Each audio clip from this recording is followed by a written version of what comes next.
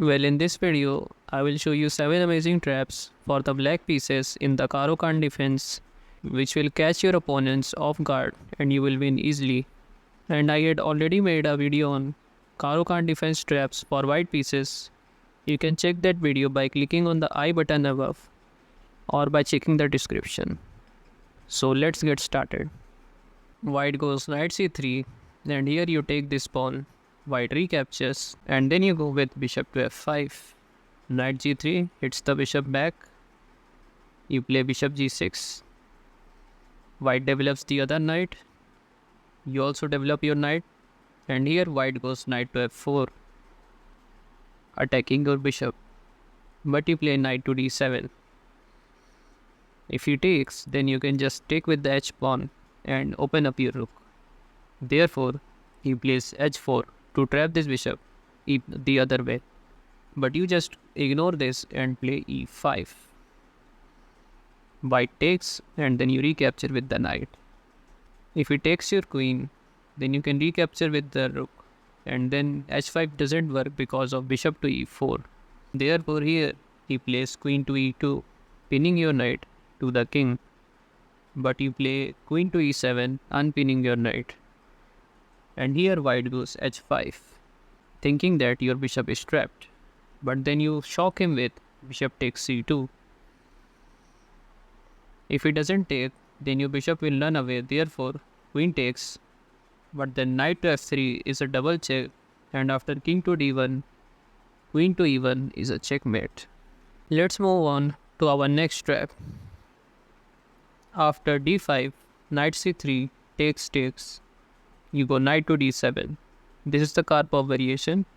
White goes bishop to d3. You develop the other knight, offering a trade. White declines and go knight to g5. You play e6, opening up your other bishop.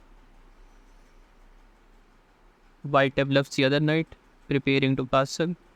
You go bishop to d6. White goes queen to e2. h6 kicks the knight. Knight moves back. And here you trade these knights. White recaptures, and then you go knight to f6.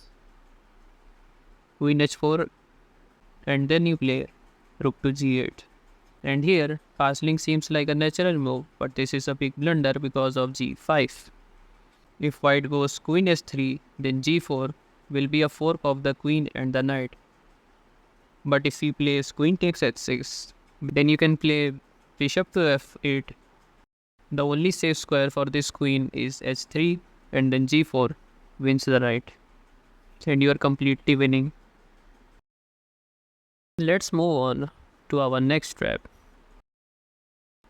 After e4 c6, knight f3, d5, knight c3, bishop g4, pinning this knight to the queen. h3, you just take this knight and play e6, creating this strong pawn chain. White goes d3 to open up his bishop. You go bishop to b4, pinning this knight to the king.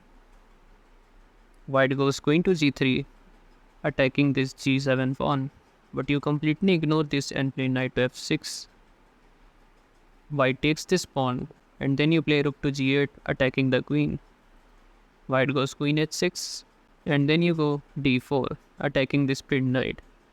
It seems like white can play a3, counter-attacking your bishop. If you take his knight, he will take your bishop.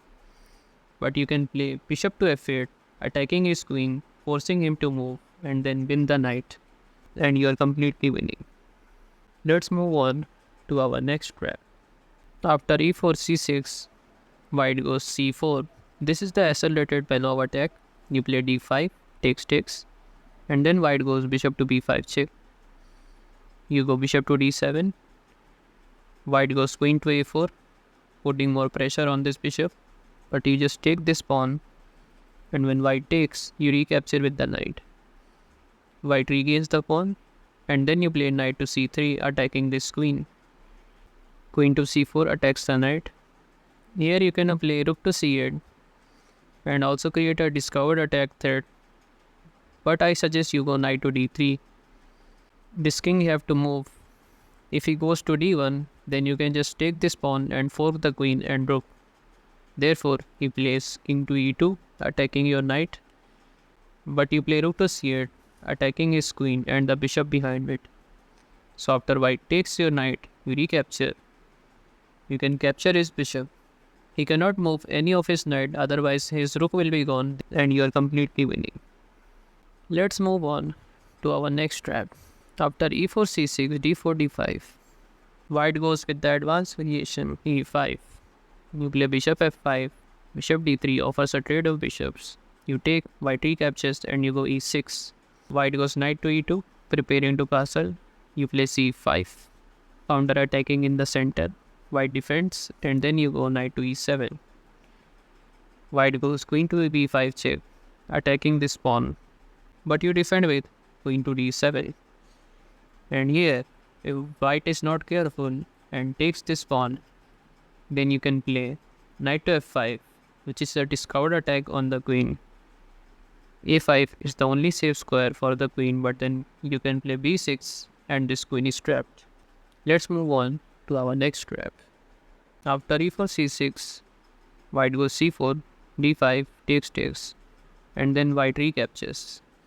Here you go knight to f6, white goes bishop to b5 check. You block with the bishop, and here white goes bishop to c4, defending this pawn. You play queen to c7, attacking the bishop. Queen b3 defends, and here you play this tricky move b5.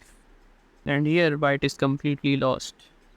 If bishop takes pawn, then you can capture his other bishop, and after taking moves, then you can take his bishop, queen takes, and then you can block this check with your knight, and you are completely okay. And even if here and move his bishop somewhere else, then you can easily capture his other bishop. Let's move on to our last trap. After e4 c6, d4 d5, knight c3, you takes, white recaptures. You play knight to f6. White takes and you capture with the e pawn. White goes bishop to c4, developing his bishop. You play queen to e7 check. If he blocks with the queen or with the bishop, then it's an equal game. But here, many players have played knight to e2, thinking that they are preparing to castle. But this is a big blunder because of queen to b4 check. And no matter what white does, you will gobble up the bishop and you are completely winning in 8 moves. Well, if you want to learn more chess traps like these, then you can check out this left playlist. And if you want to learn some chess openings, then you can check out this right playlist. And if you don't want to miss more of these videos, then don't forget to subscribe.